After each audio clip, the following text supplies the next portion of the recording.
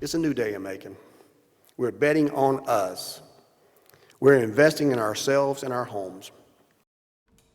Macon-Bibb Mayor Lester Miller sharing a year of successes in Macon-Bibb County and looking ahead to a new year of growth and achievements, public safety pay initiatives, East Macon development, and tourism growth. Just a few of the main takeaways from today's State of the Community address.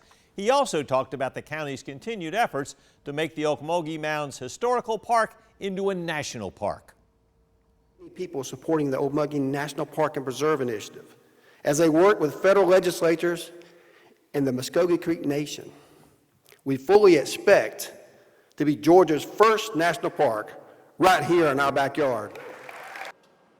Bibb leaders expect a new bill with a scaled-back plan for an Ocmulgee National Park and Preserve should be filed soon. That park would stretch from Macon south into Twiggs County near Highway 96. The mayor also announced pay raises for public safety employees and their commitment to public safety as a whole.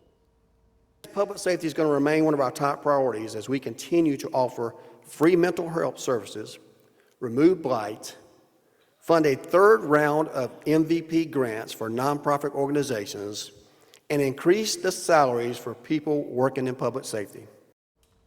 Anthony Montalto spoke with leaders from around the county to get their reactions, and Anthony is joining us live outside the Macon City Auditorium to tell us what those folks are having to say. Well, Frank, there was a lot of hope and a lot of pride after this year's State of the Community address, from tourism to pay raises for county employees. County leaders tell me there's a lot to look forward to.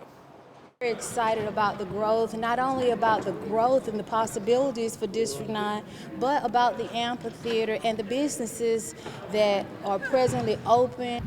Commissioner Brendolyn Bailey looks forward to growth in her West Macon district, ushered in with the new Atrium Health Amphitheater. And across town, East Macon is next in line for an investment. 120 to 180 days, we'll have the final design there. We'll have community engagement first, so you'll see a lot of conversations with those in the neighborhood. Miller's talking about their East Bank development across from the Macon Coliseum. Commissioner Elaine Lucas says she's ready. People on the east side very soon are going to just shout for joy because there will be announcements of pending projects. That development including restaurants, places to live, and a possible hotel. Now, speaking of hotels, Miller says the county brought in $14 million in hotel taxes last year. Gary Wheat with Visit Macon expects that number to grow with the amphitheater and a possible national park announcement for the Ocmulgee Mounds. We're seeing growth year over year, and that's what it's all about for us, because we get up each day trying to bring those tourism dollars into our community. And with everyone coming to town, Sheriff David Davis hopes Miller's announcement of raises for public safety employees will help put more deputies on the street. Police and fire in Warner Robins starting their people off in the low 50s. Here in Macon, we're still in the upper 40s as far as pay. So hopefully with these pay raises, it'll bring us closer.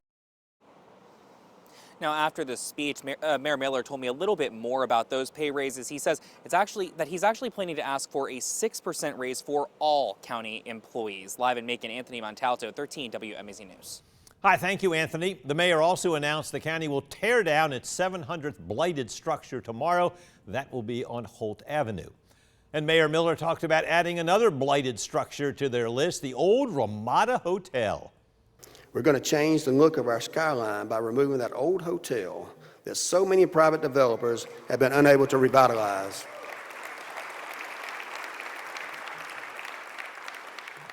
Yes, it's coming down.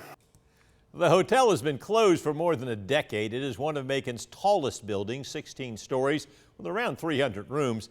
Back in November of last year, the county offered a little over $4 million to buy it. They made a deal with a court-appointed receiver in December. The mayor has been tight-lipped about plans for the space until now.